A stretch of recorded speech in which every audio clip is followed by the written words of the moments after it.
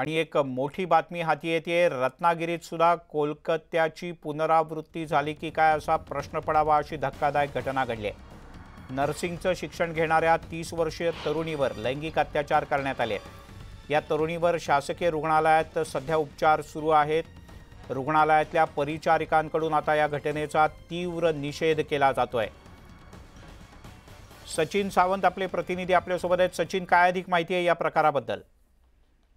नक्कीच आता कोलकात्याची घटना असेल किंवा बदलापूरची घटना असेल, या घटना पाहता ही घटना देखील तेवढीच धक्कादायक आहे आणि रत्नागिरीच्या संस्कृतीला काळीमा फासणारी अशी ही घटना रत्नागिरीत आज घडलेली असून ती मुलगी जी आहे बेशुद्ध अवस्थेत एका मैदानावर सापडली होती। पोलिसांनी तिला सिव्हिल हॉस्पिटलला आणली होती, परंतु पोलीस आता पूर्णपणे या तपासाचा सखोल अशी चौकशी चालू आहे पोलिसांकडून। अजूनही ठोस पुरावा पोलिसांच्या हातात आला, नक्की आरोपी कोण आहे आणि ती नक्की कशामुळे बेशुद्ध पडली, परंतु तिनं प्राथमिक जबाबात असं सांगितलं की माझ्यावर लैंगिक अत्याचार झाल्याचं ते आता पूर्णपणे स्पष्ट झालेलं आहे। आता लोक देखील या ठिकाणी आक्रमक होताना पाहायला मिळतात। आता रत्नागिरी शासकीय रुग्णालय इथे जवळजवळ 200 ते 300 लोक आता जमा झालेले आहेत आणि पब्लिक जे आहे आता कुठेतरी या हॉस्पिटलला घेराव घालण्याच्या प्रयत्नात असल्याचं सध्या चित्र रत्नागिरीमध्ये पाहायला मिळतं। या ठिकाणी तणावपूर्ण वातावरण आता सध्या निर्माण झालेलं आहे। सचिन, जो संबंधित संशयित आहे त्याला पोलिसांनी ताब्यात घेतलंय का? तो कुठला आहे, त्याचं नाव कळू शकलंय का? अजून त्या बाबतीत कोणताच खुलासा झालेला नाही, कारण त्याचा ट्रेस घेण्याचं काम पोलिसांकडून करण्यात येत आहे।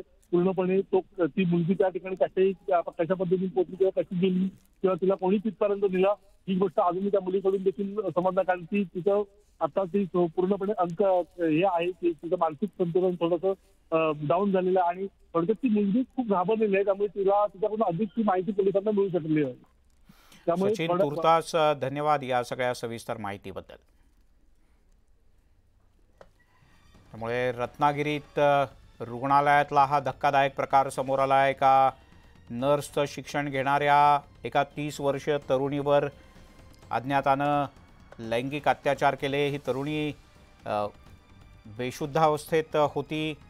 सध्या ती काही बोलण्याच्या मनस्थितीत नाही, पण तिची वैद्यकीय तपासणी करण्यात आली आहे। त्या मुलीनं जी काही माहिती दिली त्यानुसार आरोपीचा शोध सुरू आहे। परिसेविका या पदावर कार्यरत आहे। आज जी घटना घडली त्याबद्दल जे समजण्यात आलं, मग ते अतिशय फारच वाईट घडलेलं आहे। त्या म्हणजे नर्सिंग स्टुडंट ती जी घरातनं सकाळी 6 वाजता कॉलेजला येण्यासाठी बाहेर पडली होती, त्यावेळी म्हणजे तिच्या संदर्भात जो प्रकार घडला, अतिक्रमण जे करण्यात आलं ते फार दुःखदायी आहे। एक स्त्री म्हणून मी या घटनेचा पूर्णपणे निषेध करते।